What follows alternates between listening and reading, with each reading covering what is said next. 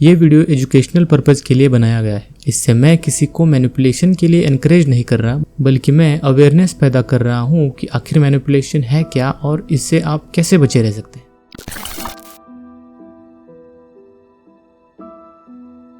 Manipulation को जानने से पहले डार्क साइकोलॉजी में एक टर्म है, डार्क पर्सनैलिटी ट्रायड। इसको जानना इंपॉर्टेंट है। कौन सी पर्सनैलिटीज होती हैं जिनमें मैनिपुलेशन देखा जाता है, या फिर जो पर्सनैलिटीज मैनिपुलेशन करने में माहिर होती हैं। DPT, dark personality triad. तो इनमें आते हैं नार्सिसिज्म, साइकोपैथी, मैकियावेलिज्म। हालांकि ये तीनों चीजें दिमागी बीमारियों से रिलेटेड हैं, पर इनको अलग अलग समझते हैं। तो नार्सिसिज्म क्या है? जिन लोगों में नार्सिसिज्म की बीमारी पाई जाती है वो लोग अपने आप को औरों से बहुत ऊंचा समझते हैं। अपने आप को सुपीरियर समझना, बाकी लोगों की इमोशंस की या फिर उनकी कदर न करना, अक्सर ये चीजें इन लोगों में आमतौर पर पाई जाती है। दूसरी चीज साइकोपैथी। अब साइकोपैथी एक एक्सट्रीम लेवल का डिसऑर्डर है जिसमें इंसान मजा लेता है दूसरों को टॉर्चर करने से या फिर दूसरों को तकलीफ देने से। और लास्ट में आता है मैकियावेलिज्म। ये नाम असल में एक इंसान के नाम से लिया गया है, निकोलो मैकियावेली। अगर इस इंसान को आप नहीं जानते तो यकीनन जान जाएंगे। ये इंसान बहुत ज्यादा दिलचस्प इंसान है और ये अपने आप में ही सेपरेट वीडियो डिजर्व करता है, इसलिए हम उसकी बात इस वीडियो में नहीं करेंगे। तो मैकियावेलिज्म, अब ये ट्रेड जिन लोगों में पाया जाता है उनमें लैक ऑफ एम्पैथी या फिर संवेदनाओं की कमतरता, high degree of self interest. ये लोग सिर्फ अपने बारे में सोचते हैं। मैनिपुलेशन और एक्सप्लॉयटेशन इनकी खास चीजें होती हैं। सबसे इम्पोर्टेंट पार्ट, इनकी कोई मोरल वैल्यूज नहीं होती। इन लोगों के हिसाब से वही चीज योग्य है जो ये खुद करते हैं। इन सारी पर्सनैलिटीज में मैनिपुलेशन एक इम्पॉर्टेंट ट्रेट है। ये जो डिसऑर्डर्स होते हैं वो जिन लोगों में होते हैं वो बहुत ही बेहतर मैनिपुलेटर्स होते हैं। दूसरों के इमोशन के साथ खेलना या फिर उनके इमोशन का उनके खिलाफ इस्तेमाल करना, ये सारी चीजें उनके लिए मामूली होती हैं। और सबसे बुरी बात, उन लोगों को हमेशा ये लगता रहता है कि वही सही है और जो वो कर रहे हैं वो गलत है ही नहीं। एक और वर्ड है परसुएशन, जिसको लोग मैनिपुलेशन से कंफ्यूज हो जाते हैं, लेकिन परसुएशन और मैनिपुलेशन में बहुत ज्यादा डिफरेंस है। परसुएशन या फिर इन्फ्लुएंस एक बहुत ही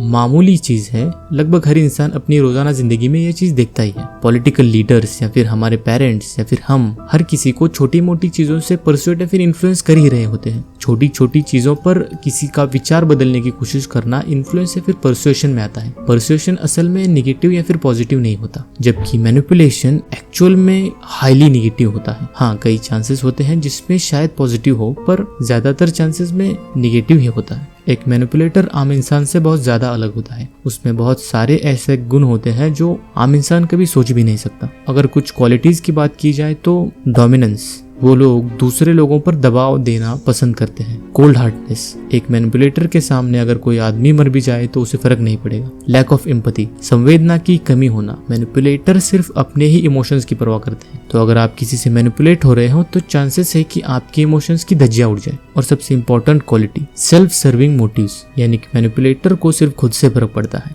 वो सिर्फ अपना फायदा देखता है। एक मैनिपुलेटर को जो चीज चाहिए वो उसे पाकर ही रहेगा, फिर उसके लिए उसे कोई भी कीमत देनी पड़े।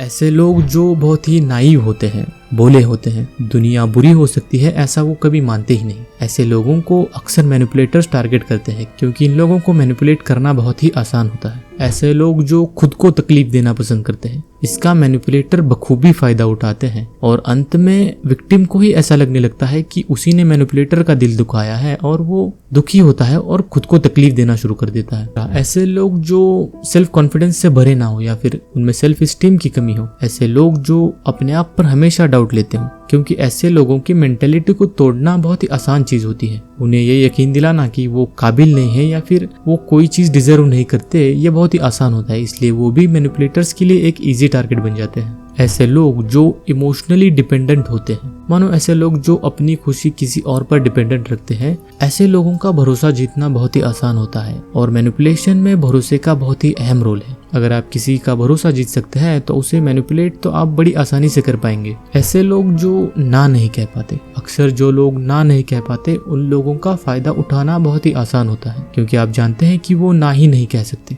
क्योंकि उनको हमेशा डर लगा रहता है कि वो अगर ना कह दे तो सामने वाले का दिल टूट जाएगा या फिर वो हर्ट हो जाएगा। और आखिर में ऐसे लोग जो दूसरों को खुश रखना चाहते हैं, यानी ऐसे लोग जो ये सोचते हैं कि दूसरों को खुश रखना उनकी खुद की जिम्मेदारी है। उन लोगों को ऐसा लगता है मानो कि दूसरों का उनको एक्सेप्ट करना बहुत इंपॉर्टेंट चीज़ है। हर चीज़ के लिए उन लोगों को दूसरे का अप्रूवल इम्पोर्टेंट लगता है। इसी वजह से उन लोगों को बहुत जल्दी मैनिपुलेट किया जा सकता है, क्योंकि अगर आप उनको आदत लगा दे अपने अप्रूवल की तो वो किसी भी हद तक जा सकता है सिर्फ आपके अप्रूवल के लिए। अब इन सारे टारगेट्स को देखकर आपको तो ऐसा लग रहा होगा कि यार ये तो सारे अच्छे लोग हैं। हाँ, और यही एक क्वालिटी है जो हर मैनिपुलेटर अपनी विक्टिम में ढूंढता है, अच्छा होना। ये बात सुनने में बड़ी ही क्रूर लग रही होगी, पर सच्चाई यही है और सच्चाई दर्दनाक होती है। अगर आप किसी इंसान की खुद से ज्यादा परवाह करेंगे तो आपकी परवाह की कदर नहीं होगी और ना ही आपकी।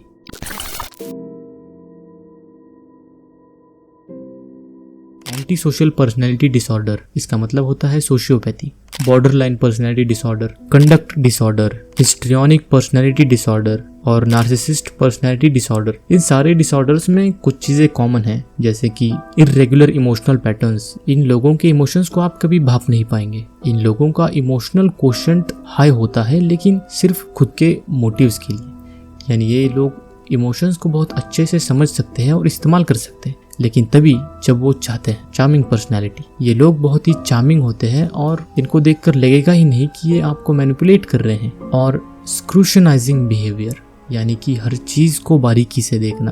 अगर आप एक मैनिपुलेटर हैं तो आप अपनी विक्टिम की हर छोटी से छोटी चीज पर नजर रखोगी। वो क्या करता है, उसे क्या चीजें पसंद है, उसके इमोशंस कैसे होते हैं, वो किस हद तक स्ट्रेस हैंडल कर सकता है, वो सैडनेस कैसे हैंडल करता है, हैप्पीनेस कैसे हैंडल करता है, मजे कहाँ करता है, निराश कहाँ होता है। सारी की सारी चीजें एक मैनिपुलेटर के लिए एक विक्टिम कोरी किताब होना चाहिए, जिसे वो खुद लिख सके और अपने हिसाब से अंत तक ला सके। अब जो टाइप्स या फिर टेक्निक्स होती है जिन लोगों से मैनिपुलेटर एक्चुअल में मैनिपुलेशन करते हैं, वो मैं इस वीडियो में नहीं बताऊंगा। अगर मैं इस वीडियो में सारी चीजें बताने लग गया तो ये वीडियो लगभग 3-4 घंटे की हो जाएगी, क्योंकि देखिए मैनिपुलेशन डार्क साइकोलॉजी का बहुत ही अहम हिस्सा है और ये कोई छोटी चीज नहीं है जिसको कि मैं एक वीडियो में समेट कर खत्म कर पाऊँ। तो मैं इसके ऊपर अच्छे से रिसर्च करूंगा और हर एक टेक्निक के ऊपर एक डिटेल्ड वीडियो बनाने की कोशिश करूंगा, जिससे कि आप बेहतर समझ पाए कि आखिर मैनिपुलेशन होता क्या है। इससे पहले कि आप मुझे जज करना शुरू कर दें, मैं बताना चाहूंगा कि मैं कोई ऐसा इंसान नहीं हूँ जो मैनिपुलेशन से ऑब्सेस्ड है,